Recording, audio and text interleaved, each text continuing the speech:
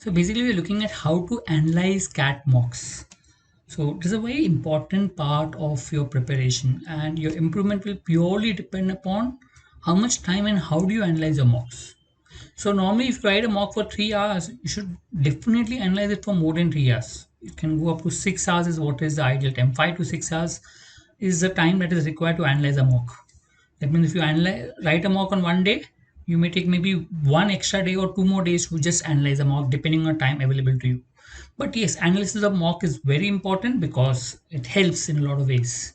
So why is it important? One, strategy becomes very very important as far as exam. A lot of people ignore this, but a right strategy can make a lot of difference in terms of how your marks will improve. Specifically in the initial phases, a strategy can play a part in your improvement of scores. Once you finalize the strategy, then obviously the improvement of scores based on strategy will not be much, but do have a strategy.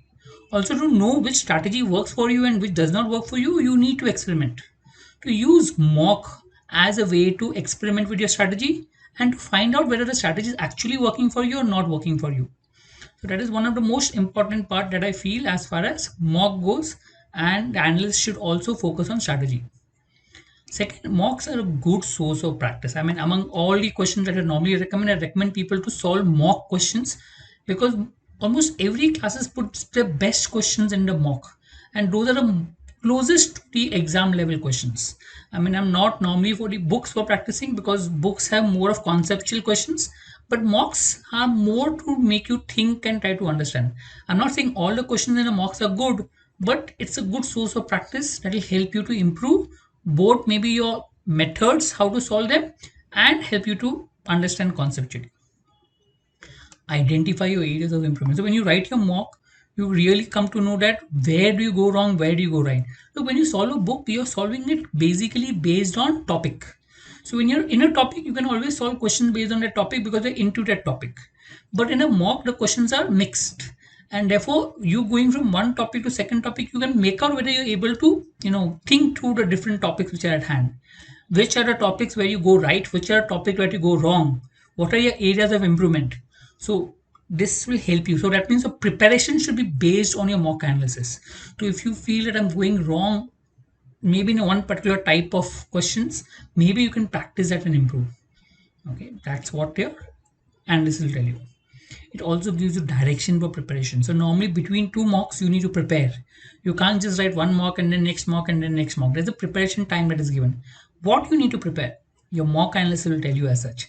I mean, which are the areas you're going wrong, which are the areas that you feel your conceptual difficulty. Go back and prepare on those areas. So this is where the mock analysis becomes important. These are the areas. So I normally recommend that before you write a mock, couple of things. Note down the strategy you plan to use in that mock. As I said, strategy is one of the most important thing in a mock. So for every section, like for verbal, what is the strategy that you plan to use? For DLR, what is the strategy what you plan to use? And same with Quant. So it could be that you first solve the RC, then solve the VA. Okay, or first you solve the VA, then you solve the RC. Even in RCs, maybe I'll read a passage, then go to the question. I'll read a passage slowly and then go to questions. So I'll read a passage fast and then go to questions. I plan to solve all the questions in a mock, or I will only restrict to whatever I know. So your strategy could vary, and you need to experiment as to what works for you, what doesn't work for you. Only if you try to keep on trying different strategy, would you know it works or not. Same with DLR and Quant. Should I solve in 1 round, or 2 rounds, or 3 rounds? How much time should I in the start of the exam spend on trying to select the easy questions, or should I at all spend time on selecting questions? All that you should keep on experimenting and know whether it works or not works. And if you're trying anything new in that mock, please note it down. Look, in the end, when you're closer to the exam, you will go back to your mocks and figure out what has worked and what has not worked for you. So making notes will help you to revise your mocks better. So that's why it's very important that you note down everything that you try. I mean, you should have at least 3 4 pages of your mock analysis with you for every mock. So when you're closer to the exam, you can go back and see, okay, this worked and this did not work. If I did this was a problem I faced, and if I did that. And therefore, writing down whatever you're trying new is also one good source for you to know what has worked, what has not worked. After the mock, once you're finished with the mock, and before you actually start with a question wise analysis, I would recommend the following. note down that a strategy followed. I mean, this could be different from what you had planned. I mean, you must have planned something, but actually strategy could be different. I mean, note down that strategy you actually followed in each section. Note down what worked, what did not work. Maybe you had planned a strategy, but maybe it did not work for you. Or what worked for you. This is before you start analysis. I mean, this whole idea could change. Maybe you thought that verbal strategy did not work for you, but in the end, maybe your verbal scores were good. We'll do that write up again. But again, before you analyze, do write this up. So, what you felt worked and what you felt did not work in the exam, your learnings from your mock. So when you wrote the mock, oh, I wasted too much time on this particular, and if I couldn't complete the paper, I should not waste next time. Should not have a ego, or I should not waste too much time in reading fast, or I should pick up a easy passage when I'm reading. So whatever your learnings you feel that immediately after you mock, you feel okay, these are my learnings. Write it down. I'm telling you to write this before you analyze because after the analysis you may forget some things that happened in the mock. So it makes sense to do write down your learnings as far as possible. We'll focus on the analysis of mocks. I'm analyzing, talking about quant first, but I would recommend that you first analyze the verbal section. I'll come to that later why. But let me first focus on the quant. So quant I'm breaking up into three parts: the unattempted question, the wrong questions, and the right questions. So you should analyze all the three parts. So if you're looking at unattempted questions, first step would be to solve all the questions you were not able to attempt in the exam. So you wrote the exam, but there were some, you attempted 10 questions, but you did not attempt 24 questions. So go and attempt those 24 questions. You can keep a time limit, you may not keep a time limit. A time limit is not important, but just try to attempt, okay, and see whether you're able to get it without looking at the answers. Then once you do that, then go and look at the solution and see if you can get better methods. If there are a lot many questions where you are able to get the answer to, but you did not get in the exam, that means there is something wrong with your strategy. You need to work on a strategy. But if you're not able to get any additional questions, that means the strategy looks fine. I mean, you are not, there's no problem with your strategy. So this will actually tell you whether you were able to pick up the easy questions or not able to pick up the easy questions in the exam.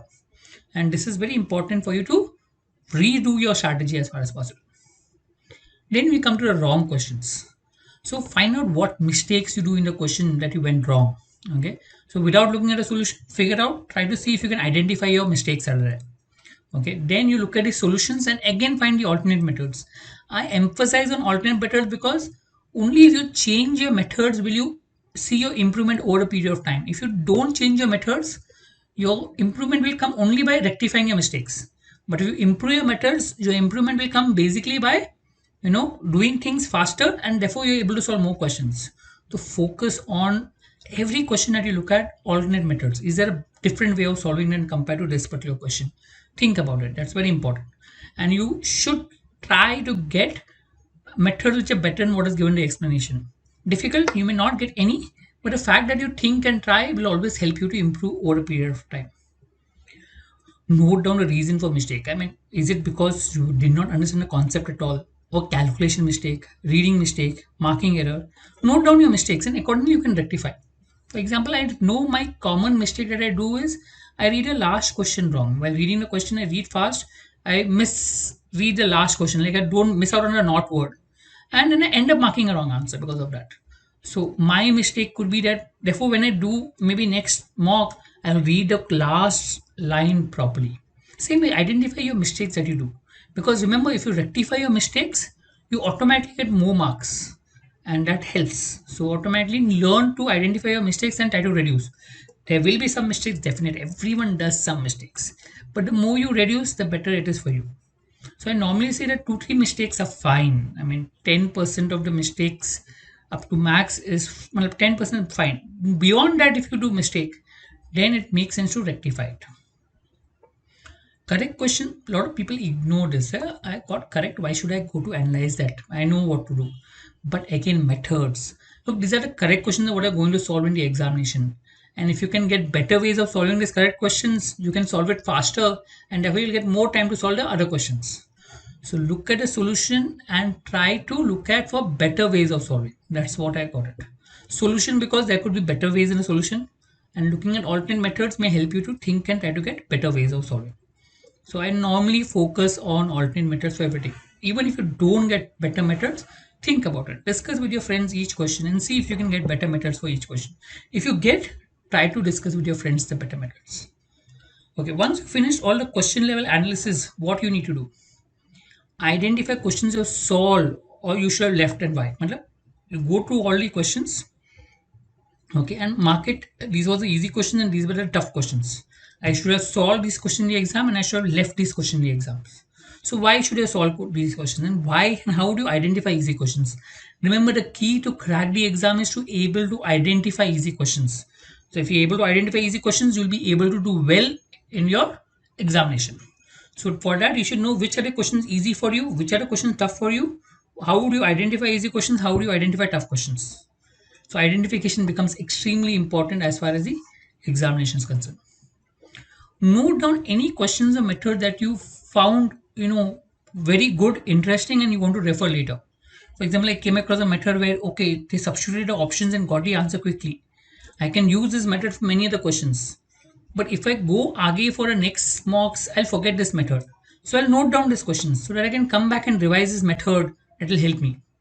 Avoid questions which are very formula based and which can only be used for that questions. Try to look at those methods which can be used for number of questions. That is what will help you to overall increase the score. So note down the questions or methods that you feel that you want to refer later, because when you close it to the exam, when you want to revise, it makes sense to revise these questions, because when you want to search for good questions, you normally don't get it, and marking questions that you come across which are good is always a good source of revision. I mean, I had a student of mine who got into IIM Calcutta this year. He was doing this. He used to mark good questions on a mock and revise these questions. That's how he managed to get a very good percentile and managed to get into IMC. Write down the time taken for correct, wrong, and unattempted questions. Remember, one way to do better is to save time. So if you're wasting too much of your time on your wrong questions or unattempted questions, then that's a cause of worry. You should be able to go through your unattempted question fast. I mean, go to the question that you're not going to solve fast and focus more time on a question that you go correct. So note down the time. Check out whether are you wasting too much time on unattempted questions. Are you able to leave the questions fast, tough questions fast? That is the idea of this particular item. Identify areas where you could save time. Yes, time is very important in this sense. More questions, you will have to ensure that you solve things faster and identify, okay, these are questions I've wasted a lot of time. I should not have. What can I do next time when I so think about it. That's what will help.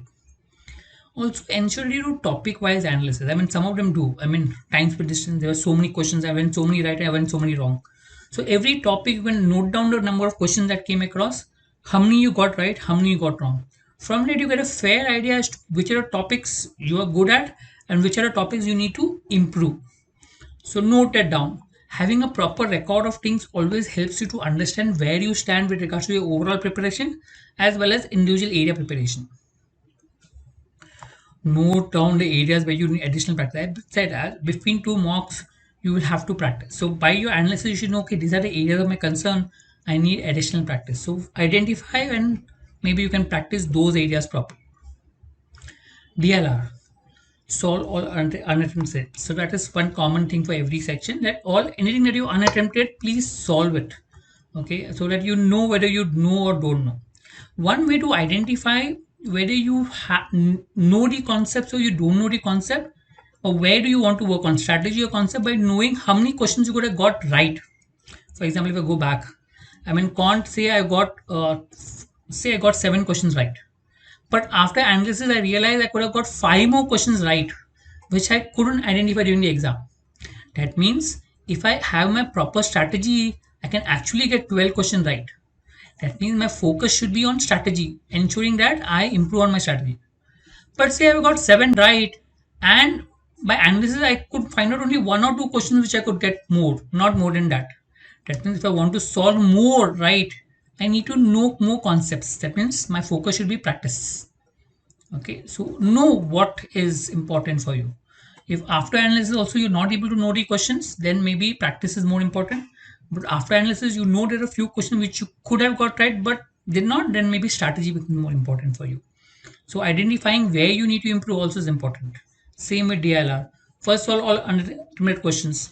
So if you're able to solve a few more sets in the exam, then you should think about, why couldn't I solve the sets in the exam? What prevented me or from solving these questions? So think about that. So again, if you're not able to get any new sets to solve, which means I need to practice more so that I can solve more sets. But if I'm able to solve a couple of more sets, one set or two set more, then you need to figure out a strategy as to how will I identify these sets in the exam or solve the current sets faster so I can have time for these sets. Find if there's a better way to solve the sets. People only focus on methods for Quant, but there are better ways for solving even DILR sets. Go back, think of the complete process of solving a DILR set and see how you can improve. That becomes very important in terms of your improvement. Better ways to solve. If you can't, discuss with your friends. See how did he solve or he or she solve. Figure out the method and then try to see if you can inculcate that if you find that method better. Classify the sets easy, medium, tough. That's very important for DLR because DLR the sets are big. So if your classification goes wrong, you end up wasting a lot of time. So you start attempting a tough sets, you may end up wasting 10 to 20 minutes. And I've known people wasting almost half an hour on exam without solving a single set because they picked up tough sets. So classification becomes very important. Find out why a set is easy, why a set is tough. Okay. So in the first round, you should only solve the easy sets, and then maybe second round solve the medium sets, but leave the tough sets. But that is only possible if you are able to identify easy tough set. Okay, and find out whatever you selected in the examination, was the selection fine or did you do mistake in the selection? Again, you can do a time analysis, how much time you spend on easy sets, how much time you spend on tough sets. If you spend too much time on leaving a set, that's a cause of concern, right? So try to figure out the best way to identify questions. Okay, best way to select sets. Next, note time taken for each set. Suppose you've taken too much time on a set, figure out where have you wasted time. Have you wasted time on reading the data? Have you wasted time on noting down? So find out. Important is to save time so that you can solve more sets. That's very important. Find if there anywhere you can save time in terms of solving. Discuss with your friends, find the methods, or any way you could, or you have did wasted a lot of time in selection of questions. Find out where you could save time. Note it down. Okay, these are the areas where I wasted my time. Maybe next time I could improve on these areas. Note down there are sets that you want. So you come across a good set and there was a good method of solving it. Note it down. Maybe later on when you want to revise the sets VLR, you can come back and practice these sets and say, okay, this is a format I can use for this particular type of sets. Helps. Identify types of set that you'd want to practice. So that means I normally go wrong in arrangement. So should I practice more of arrangements? I go wrong in games. So should I practice more of games? Think about it. Okay, and then identify the areas that you want to practice and improve on those areas. Coming to verbal, I said in the start that I prefer solving verbal as the first analysis because the first thing I want you to do is note down the central idea of each passage. The moment you finish your exam, the central idea could be fresh in your mind. So maybe you can note down the central idea of each passage, and that will help you to analyze the verbal section better. Okay. Then solve question you did not. Okay, that's the first thing that we always do. Solve question that you did not attempt during the exam is a must. Then note down the central idea of each passage. Find a reason you mark each answer, both correct and incorrect. So I solved, shortlisted the option and marked the correct answer. What made me mark the correct answer? Same way, mark the wrong answer. What made me wrongly mark the wrong answer? Figure out why that answer is correct, why the answer is wrong. Okay. Try to identify if you are stuck in the exam between these two options. How would you mark it? How would you select the answer? Okay. Rethink of the whole process of marking answers. I mean, the whole process. You shortlist the option, then you think, okay, this is closer to central idea if I mark this answer. Or what is the process that you mark the answers on? And based on that you decide. But understand from what I've known, central idea becomes a very important part in RCs and para summary so that you get the answers right. It becomes the most important part. Therefore, knowing the central idea that you got it correct becomes also a reason why you get the answers right or wrong. Check out and you will come to know what works. Coming to jumble para odd man out, find linkages between sentences. So when you've gone through find what are the common linkages that are asked in the exam.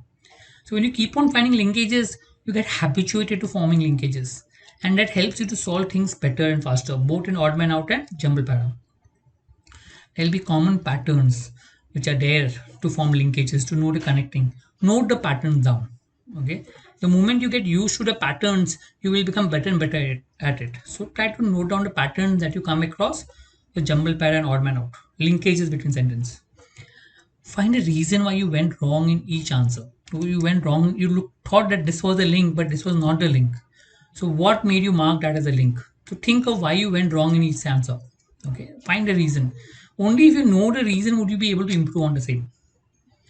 Once your analysis is over, okay, I would recommend write a complete page on the mock itself, so that tomorrow when you want to analyze and see how the mock has happened, remember you'll forget the mock. Once you written the mock, after 1 week you'll forget about the mock. But if you have a written down analysis of it, it helps for you to know what happened. So first thing is write down what is the learnings from the mock. So after all the analysis that you've done, no, okay, these are the learnings from the mock that I had. Okay, identify the areas of improvement. So okay, I think I wasted a lot of time, so I need to improve on my time. Or I think I could have reduced my mistakes. I think I should focus on improving, reducing my mistakes. So check out what is your areas of improvement that you want. Before the next mock, there's always a preparation gap you should have. Prepare. What should you prepare in the next mock? Okay, so where did you go wrong? Oh, I think I did my strategy in DLR went completely wrong and I want to practice my DLR strategy. So maybe I'll write a section test of DLR before I go to next mock, just to finalize my strategy in DLR. Okay, it's always recommended that any new strategy you try, you can first try in the section test and then try in the actual mock. You can possibly do that. Right? Strategy, as I said, one of the very important part of a mock is strategy. Write down what worked, what did not, because that is what will give you insight towards the mock. So writing down that okay, this thing worked, this thing did not, will help you understand later period when you're close to exam what you should not do and what you should do as far as the exam is goes. So when you're stuck, how should you proceed? And also note down what is the strategy for the next mock. I mean, so this work, I think I want to try out something like this. So you can maybe write down that this is maybe I'll try out in the next mock, the strategy for the next mock. So I'll give you some idea as to what you keep want to experiment and how are you improving on the same.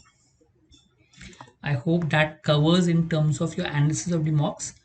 Understand you have to have a written down note of your entire mock which is there for each section, for Quant, for DILR, for verbal, write down as far as possible. Okay, and so that, and this written down has should not be very deep also, because remember when you're closer to the exam you may not have time to go to every question which are there. You should only highlight what you want to revise close to the exam. Okay, and that's the focus of the mock analysis. One is learn from it, and then also maybe later on when you revise it you should know what the important parameters that you want to take. Thank you.